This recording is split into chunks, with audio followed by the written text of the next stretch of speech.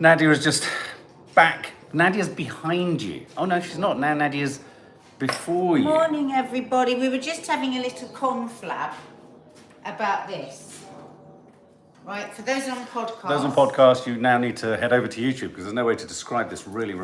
This is, right, a phone bag, okay? I lose my phone 100 times a day. Nads, it's bad for you. So hang on, let me just tell them the story. So I bought this. Everybody I know has one of these, right? Because they're pensioners. Right. And, you know, you can lengthen it, you can have it here. You can have it very long if you want. You can have it very, very long like this, right? Have it right down here. Oh my God, and I hate it so much. when I got this thing, right, it was going to change my life, right? Because I see all these super cool people at work, and they've all, you know, friends of mine, most of my friends have got, and they're swinging around, and they never like me going, where's my phone? I've lost my phone. Has anyone seen my phone? So, you know, well, from beginning to end, right, I've had it about 48 hours. I have bum dialed probably about 10 people, right, in bad circumstances. I have nearly killed myself. I don't know how many times. I just did it then, didn't I? I was walking. Well, hang on. It lassoed the knob for a gas. So she could have not only pulled herself over, she could have gassed us. Gassed us, right? I was going down the escalators. I got it caught on something else, right? But I was just persisting. This is what I've got to do. So I stopped driving everybody crazy. Who's got them? Right. So I stopped driving everyone crazy. Where's my phone? Where's my phone? Also, I would be able to attach my AirPods case to it. Oh my God. So that I don't keep saying, where's my AirPod case? Oh God. Kate and Jane said, if I come in one more time to meet them going, I've lost my AirPod case, they're going to kill me, right? So all of this. So I come home and I think, wow, my family are going to be so pleased that I got one of these. I walked in, showed it to Kiki, she went, oh my God, Mum, is that what you're going to wear? Oh, actually, it's not bad. I thought, oh, okay, so the family are going to love this. Showed it to Maddie. Maddie recoiled. She jumped backwards, Mark. And she went, oh my God, me and my friends were only talking today about how our new most hated thing in the whole world is women. The way their phones around their neck. And then Mark has just said to me, there's nothing more ick I've ever done than got one of these. It's the single most repulsive lifestyle decision you've ever made. Mark. Now, hang on. This is so unattractive, so unsexy, so... It's just hideous. So last night, he took off the lead I'm taking it off now. in the middle of the night and threw it into the bushes. So I made him go and get it back. He'll have to go and get it back later. But it's so funny, isn't it? I've never known anything more repulsive. I thought it was going to organise me. And the thing is, I've had to stop using... Well, I only put it on about 3 times because literally I nearly killed myself. The other thing is... If you've got it hanging around your body and some fucker wants to run by and nick your phone, all they've got to do is just pull it off. I'm sorry, no amount of attaching a phone to any part of your body, A, is going to make you organised. It is going to be more involved in the collisions, the chaos, the accidents. It's just going to be another part. You're not going to just not know where your phone is. You're not going to know where your phone with the strap on it is. I'm not going to know where my body is. You've rung me 18 times. It's a very odd bum dial on this thing because what it is this. But the other thing is like because I've caught it so many times on things because I'm now not wearing it round. Remember, I only bought this last Friday because now I'm not wearing it like this. That I keep like having injuries. As Nora Doyle says, that says old lady, Ned. Well, I'm not. It's gone. And I dispute the idea because there's a lot of young people who run around thinking they're trendy and cool with things. Well, probably young people look trendy. But No. But some of those young people who think they're trendy and cool simply know 2 or 3 other people who do the same thing. So to themselves, they look young and trendy, but to the vast majority of others, they don't look young and trendy. Well, I've listened to my family, and they're right. I mean, apart from the fact that... Even the wind has closed the door on you. It's so outrageous. It's a digital umbilical cord. Dawn, I love that. A digital umbilical cord. Isn't that brilliant? The other thing that I find really annoying about you, Nad, well, it's banging around on your ovaries all day as well. Well, I was going to say, it's going to be doing the radiation thing in all the wrong places, because they say that even using a laptop on your lap, which I've found out is not a good thing. The very thing a laptop isn't good for your lap. Well, you need a special tray for it. But the thing that's most frustrating with you is you say that you've got your headphones attached to them. Nadia can disrupt without opening her mouth or doing anything. What she's managed to do, she has AirPods, whatever you want to fucking call them, that whenever she walks into a room, she hijacks everyone else's means of communication. It's terrible. 1 minute I'm listening here, next minute I've got some deep, rumbling voice talking about some dark, twisted suicide something or other in somewhere, and I'm thinking... We were getting ready for Curly Cooks, and I had gone out and I'd had my phone, I'd gone out of the room, and I came back and they were going, oh my God. Oh Dean my. remarked, did you say good morning? And I was like, no. And they said, somebody said good morning. Anyway, what it was at a Charlotte Church live one, but I had my AirPods. Why do you have to infect everywhere? With your digital... pollution. I've got to be better. I'm trying. You're as messy digitally in the Bluetooth. I am. My digital is very messy. Your Bluetooth sphere is as messy as your room. Oh my God. You are like the character in Peanuts that has all the dust around their head. Yes, I am. But it's Bluetooth. What am I going to do? Fucking fuck off. Like, none of the normal things that organise other people organise me. Do you remember the first gift I got you one Christmas was a personal organiser? Right, he bought digital me this thing, organiser. Who would have thought you'd been on your phone? But these are the days when nobody... And I was like, what the fuck is this? This guy and I aren't going to work. Anyone that buys me a digital organiser, never even to get out of the box, did I? It went in that drawer. Well, we didn't have that drawer. But it went in whatever drawer was that drawer over there. I've hurled her thing down the end of the garden. I let Daddy throw it this time. Sorry. It was dangerous. And I turned the gas on at the same time. She nearly gassed us all. What was that song that Maddie was you sing? 10 ways to die. You've got 20. No, 28 ways to die. So many ways to die. So many ways to die. That is one. But Dawn, I think that was genius. It's a digital umbilical cord that I do not need. Oh, guys. So don't waste your money, guys. Everybody's going to say you're unattractive. Dumb ways to die. Dumb ways to die. Dumb ways to die. Nadia's tried all of them. So many dumb ways. Nadia's tried all of them and she's inflicted nearly all of them on us. So is there an object that gives you the ick? We can pepper that through this. I have to say the bum bag, until it was more recently kind of made cool. Oh, don't tell me you like that one, crossbody one. I don't like the bum bag. What about the crossbody one for anyone under 20? If it's okay. Kay wears one and I'm not happy about it. Oh, she doesn't. She does, and it was. Hang on. The only way you can have one of those that works is like Star-Lord from Guardians of the Galaxy, where it's shaped in a sort of slightly ergonomic dome. If it's like a pouch, but around the back, game over. It's very nice, hers, but she wore it, and it was so funny, because how old are we both? I never said a word about it, right? For weeks and months, never a word. And then eventually I said something about it. She went, I knew it. I knew when I bought it you were going to... Oh, God. Let go of it. What have I sat in? You can't have it back. Sorry, she just... Oh, Mark, what's on my bum?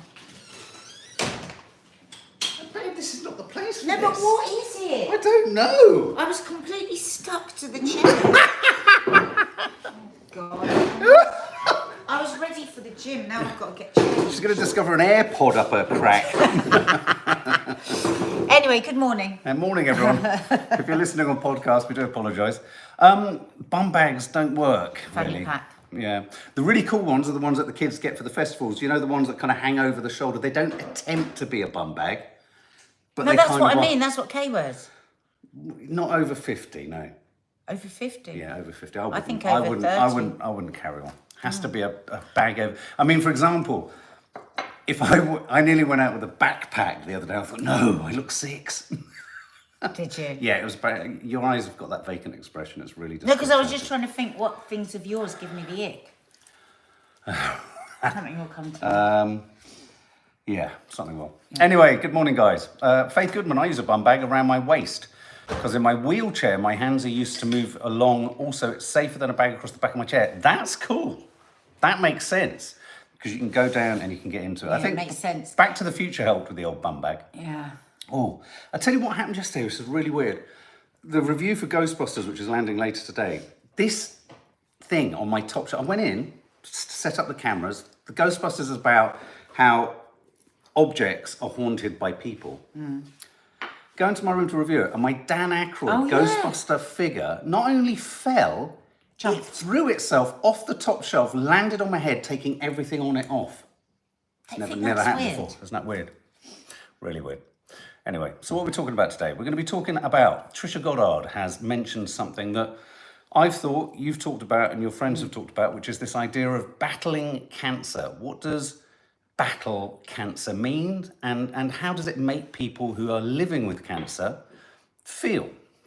There's also a very funny piece in The Guardian over the weekend about a new book that suggests that one of the routes to happiness is to behave like a toddler, behave more like a toddler. Now, my girls know that I have a pathological fear of toddlers. They give me the creeps. I sometimes imagine Toddlers give you the creeps? En masse. Oh, they're en masse. really Yeah, they're creepy. very powerful. Their fingers smell. They're in your head. They're really, really odd. And we're also going to be talking about something that we didn't have time to talk about last week, which is the fact that a study from Arizona, bizarrely, has found out that the English middle-aged are the loneliest in Europe. So we're going to talk about those. And briefly before the end, we're also going to touch upon Biden and Trumpy Wumpy Woo are having a bit of an argument about something very, very, very unimportant. Okay, so battle cancer. I think, you know what, I think we should start with loneliness. Okay. Because I don't want it to get squeezed, because I've got a feeling that people have a lot to say about So that. let me ask this question. I'm going to ask it's quite a difficult question, but of course it's an anonymous poll. Do you struggle with loneliness? We don't see who answers, so don't be at all. And it's weird that I should say don't feel ashamed, because there's nothing shameful about feeling lonely. It's almost like we should do another poll afterwards to say, would you be embarrassed to say that? Okay, well, shall we wait? Yeah, no, because I think that's a big problem with loneliness. Okay, well, what's that people are, and I remember a few years ago we spoke about this on Coffee Moaning, didn't we? About that it's a taboo to say it. Well, it's funny that I should say, I wasn't saying it because I think that there's a taboo with it, but I you're do know that some... aware that people are. Okay, well, let me just give you the context. This is a study that was released last week. Researchers from Arizona State University compared the loneliness reported by older generations of people who would now be 65 to 96-year-olds when they were middle-aged. They found that in England, those born in the latter baby boomer years, from 1955 to 64, which is kind of, you're a baby boomer. I know, I can't believe it. And those born into Generation X, which is mine, I don't understand how I've 1965. become a baby boomer, because I wasn't one before, and I haven't changed my birth date. I think you were, I just don't think you were ever interested in it. So they found that essentially in England, those born in the latter baby boomer years, 55 to 64, or Gen X, 65 to 74, reported higher levels of loneliness during their middle age than early baby boomers born between 46 and 54, that's my mum, and certainly the so-called silent generation, your mum's generation, born between 1928 and 1945. And they found that in Europe, whilst middle-aged adults in the US scored very high, I think the highest in the world are middle-aged Americans, the highest in Europe are middle-aged English people, English men and women. So why do you think that is? There's a lot of people answering on this, actually. Yeah, so should I we think go we should up? read Let's some go up. comments. Okay, let's have a Faith read. just said there she would love more friends, and that's why this channel is Oh, there we go, so yes. good Yeah, for her. yeah. And I think, Steph Gardner says especially postpartum. Yes, yeah, I think you can have periods of real loneliness, can't you? And somebody else commented there that you can be lonely with people, and Stuart G there saying he's alone all day before his husband comes home, but you can be alone and not be lonely. I don't think being lonely is necessarily always about being on your own, is it? No. But it's funny, it's like, if you were to say, like if I were to say to you now, oh, so-and-so, somebody that we love has said that they're feeling really lonely, I know if I said it to the family, we'd all sharp intake of breath. It'd be, It's like that. If somebody says that I go into a panic about it. Well, I remember us watching something the other night, and I said I felt lonely most of my life, and I felt you responded almost like you'd been burnt. Well, because I felt so sad for you. Yeah, no, but I wasn't saying it in a sad way. I was just, No, but I just saw it as an think, observation. No, but I think maybe you'd used the wrong word, because maybe you said I felt alone, because I don't think being alone means you're lonely. Many people are alone a lot of the time and relish their own company and choose not to have No, I meant I feel lonely a lot of the time. Even when I'm around people, I feel lonely. I always feel that you feel lonely. And loneliness can come because you don't feel you can actually connect with people, perhaps either in the way that you most want to. I always curtail, for example, the level of detail I want to go into everything with. I think And that makes me because feel you lonely. feel like you don't get the connection because you've got a superpower. No, that's not what I'm saying. I don't even but say that that's I know you're not I'm not saying, even that's saying what that I'm that's saying. a good thing, but I'm saying I wonder how many people do that in different ways. Because they feel like they can't connect. Yeah, and I think between men and women can't connect with their male partner. I think in some ways the last since October, since the the ongoing horrors in Gaza, I think I've never felt loneliness like it at work. Our work here is a very different thing because we can be totally true to ourselves and we can take risks that other people wouldn't allow us to take. But when I go into the studios, I feel the loneliness I've ever felt. Ever.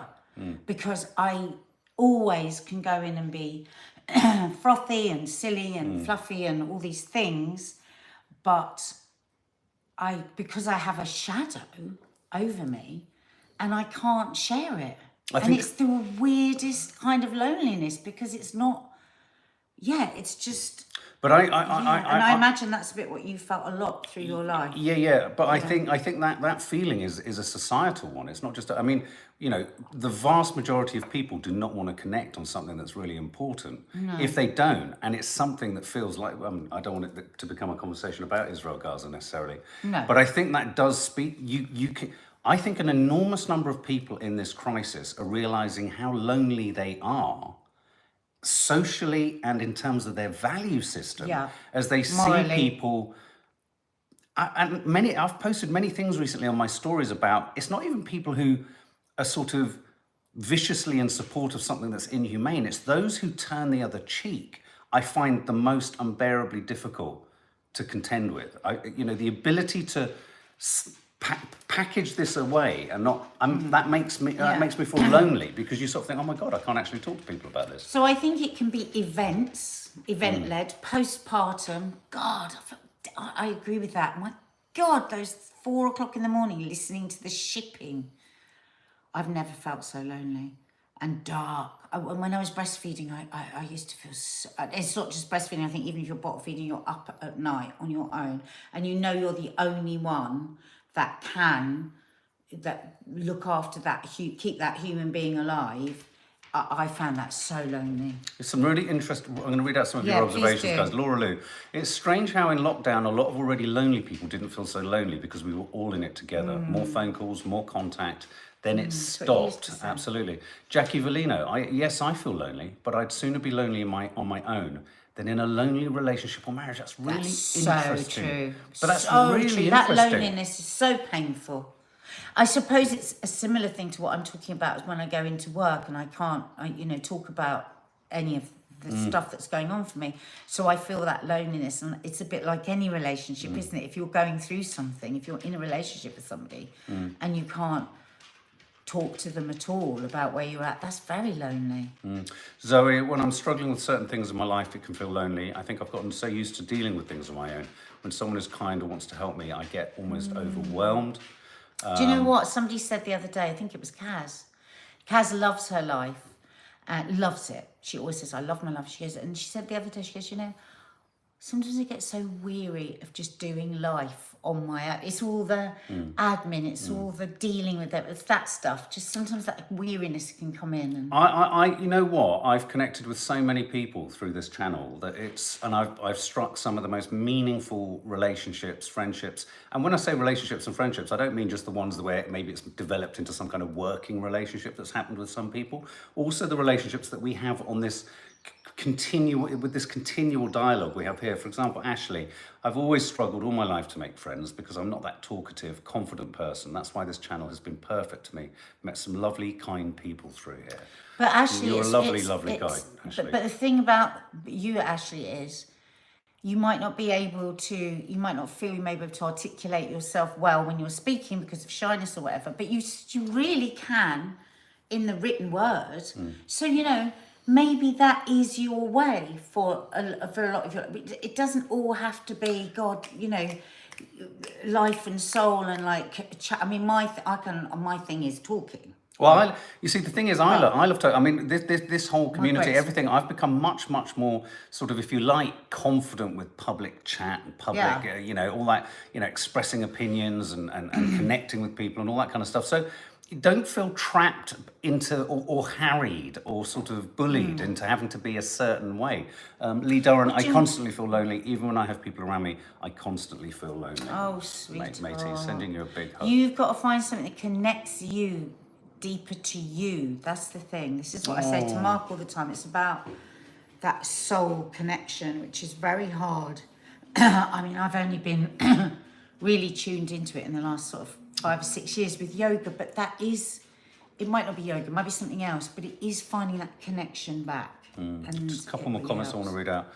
Keely Windle, I had loads of friends until my breakdown. Now I have a very small group of friends whom I treasure and I'm grateful for. Just in the evenings, I feel lonely. But you know, those precious ones that stayed are the real ones, aren't they? But for those of you who feel that no one said, do you know what I mean? It's such an odd thing, the value afforded to those that stay. I know what you're saying, it's a well-meaning thing, but then there'll be that fear that, well, what if none of them, I mean, if I think of all my drinking buddies, none of them stayed, what does that bloody mean? You were right, you were young. It's a different phase of life. The Country Pumpkin, you two listen to me more than some of my own family members. Thank you. Oh, sweetheart. Well, we started this in lockdown, didn't we? Yeah. When we were all feeling lonely, and we've just carried it on. So we are very aware because we get some really lovely messages about how much of a check-in this is with people in the morning. So okay, love that. Thank you guys. Thank you for helping us, and you know, I hope you. Two-way street. And I loved it. I was contacted the other day, and Creatorholic, Fiona, Cloda, and you know, people who've created that your own friendships, groups, and that wouldn't have happened without this community. I just love all that of so much. Oh my God. Yeah. That's just everything. Okay, should we hit the topic of what does battle cancer mean? This is pegged to a piece about Trisha Goddard, who the headline here says, Trisha Goddard issues a warning after Kate Middleton makes her cancer announcement. And this really resonated for you, Nads, obviously with your friends, with Hannah and your group of friends have all gone through their experiences of cancer and are continuing to. What's this speaking to?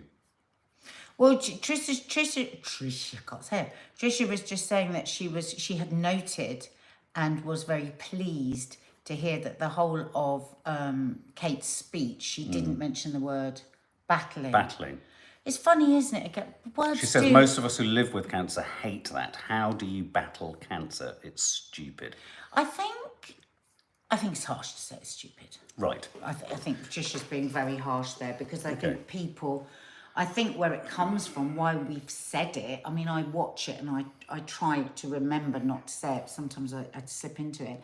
Is because we, you know, those that touch wood don't have it today. When we look at people that are dealing with it, now I say dealing rather than battling, it's because it looks like a fucking battle. I've seen it up close and it is tough. I mean, I just got a message from Hannah and the amount, and she said, I said, how are you? God, the amount of admin she's having to deal with, you know, and constantly battling to try and get this drug. It's a bloody battle. Where we stand as not having to do it, we look at it and we just think, I won't have the energy to do all of this, and I haven't got cancer. So I don't think it comes from a bad place, but I think that it's always interesting to listen to people's lived experiences and go, God, that really fucking pisses me off, you know. You don't think it's one of those words, though, that's become a sort of triggering? I mean, she talks about how it can be triggering for people. She also compares it to the idea of how, you know, in mental health conversations, you know, we're encouraged, or we're trying to get to a place now where we don't just define someone, though I have to say, we fail miserably. And we fail as sufferers of mental health ourselves. I mean, to not just think of oneself as a recovering alcoholic, or to not just think of oneself as ADHD, bipolar, manic depression, all these kind of things is very hard, because that's the filter through which you have to pass in order to get on with everything else. It's funny though, somebody just said, we say fighting the flu. We do. I think the problem with it is that the suggestion is that somebody that dies of it didn't fight hard enough. That is definitely what people I know have said. It's Really? Oh God, yeah. And what about my friend that died? Did she not battle hard enough? So when it says bravely fighting, fought the fight, it's like... I mean, for me, there are sort of parallels with the whole conversation we had a lot, and obviously things you went through in your life, where you felt that people were judging the way in which your grief in a certain situation presented to the world. Yeah. I think my problem with the term battle is one person's battle isn't another person's battle. Just because one person might be raising funds and doing this and doing that and doing the other, and someone else has chosen to go more quietly to a place of self-sustaining, perhaps spending time with the family, not being sort of running a million. Do you know what I mean? I think if I'm honest, I kind of know where she's coming from, because I think, and of course, this is the point, that the charitable push for help and drugs and everything is great, but I could see how, potentially, if you were someone diagnosed with cancer and you aren't the personality that wants to run a million marathons and do this and fundraise and draw attention and publicize, but because you just want to sit with your news, I could well imagine how you could feel that all this battling and championing and triumphing would make you feel sort of less than. I think that's what people suggest. I asked my cancer for, so what are the words that wind you up? And now there's one of them's left a voice note, but obviously I can't play that because I haven't. Well, as you find the other ones, I just want to share Francesca. But hang on. Oh, sorry, you've got one. But Hannah definitely says, be positive can really wind me up. If it's not said in the right way, it feels very dismissive. Oh my God, who would say be positive? Francesca Bastos says, Jennifer Saunders said the same. She hated the word battling. She said it was just something you do.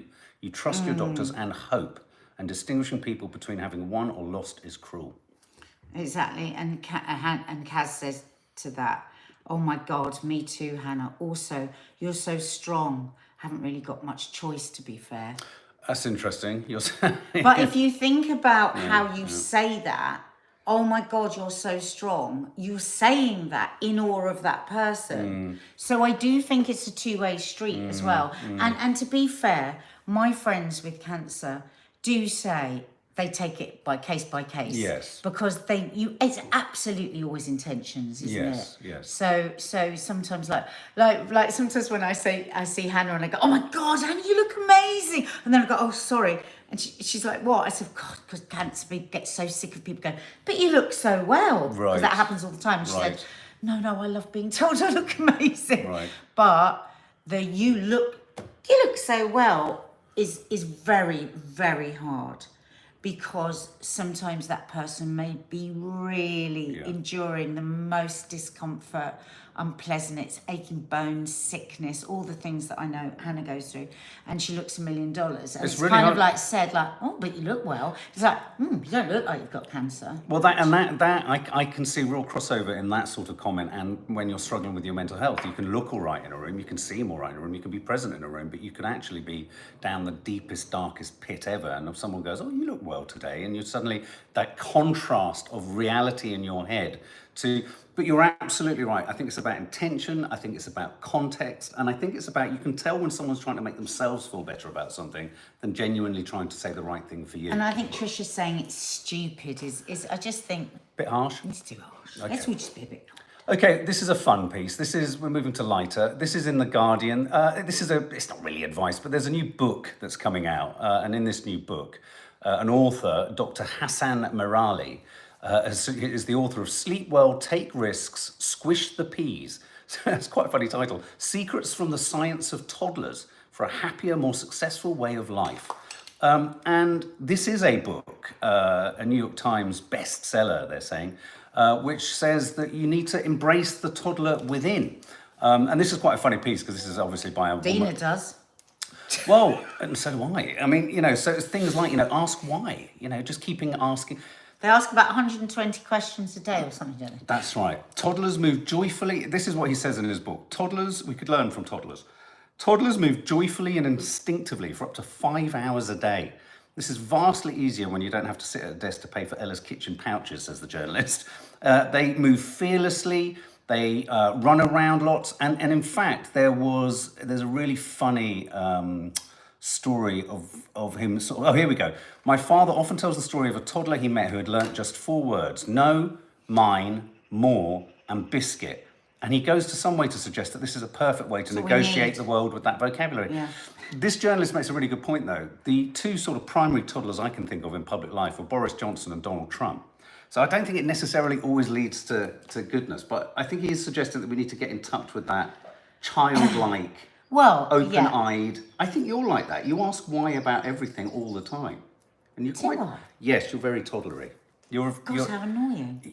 No, but I did a lot as a kid, and in my head I'm asking why about everything. No, you know what I think it is? I think for a lot of my life, I used to think I had to pretend that I knew stuff that I didn't know. Right. And I think, yeah, I do actually. I will say, oh, I don't understand that. Why, what's that? What does that mean? Whereas because for most of the time I wouldn't have said that. Right. Constantly trying to pretend I knew what everybody was talking about. Yeah. So I do encourage the girls as well. I say there is no shame at all in saying, oh, sorry, I don't understand, or what is that? Because I think people can become quite defensive and angry when they don't know stuff. So they'll be like, they push stuff away because they don't want to say they don't know something. Yes. And I think if you I suppose that's what they're saying, like a toddler will just keep asking, won't they? Because then they're learning the whole time. Yeah, my worry, the reason I have a morbid fear, is there an ism for it? Is there an a phobia of toddlers? Like when you have claustrophobia, or is it toddler-phobic? Because I think what I'm toddler-phobic of is the fact that they can get, like a disease, they can get into anything, into everything, and they have the capacity, toddlers, to ask you the piercing questions that can destroy you in a nanosecond. Be afraid. Be very afraid. Be very afraid and they of can toddlers. Control any room. Yeah. Any room. They can completely control it at the drop of a hat. Absolutely. They're lovely little narcissists and we adore them. Okay, final. I'm going to have to go. Final story. I really need to go to the loose. Oh, okay. So lots of love. And see you tomorrow. Final story I just wanted to share with you. It's quite funny. Joe Biden is mocking Trump because Donald Trump has boasted about winning 2 amateur golf tournaments at his own club. So Biden said, "Oh, well done you." But Trump has kicked back. So Trump posted something saying the qualifying match was amazing, a large and distinguished group. I won. Thank you. I wonder if anyone was brave enough to actually beat him. But anyway, Biden sort of pushed back at him saying, "Oh, wow, well done." And then Donald Trump, this is 2 toddlers go head to head. Donald Trump pushed back saying, "Crooked Joe Biden is jealous because anything he does physically is an embarrassment. Whether it's falling off his bike, whiffing on golf balls, or just generally falling on his ass in front of the nation. Joe Biden, you're a sleepy man." So there you go. Our 2 potentially, most senior individuals who are about to control the planet are arguing about golf. Could it get any more toddlery than that? Anyway, on that note, lots of love, guys. Ghostbusters review is landing later. And a vlog is landing too. Lots and lots of fun.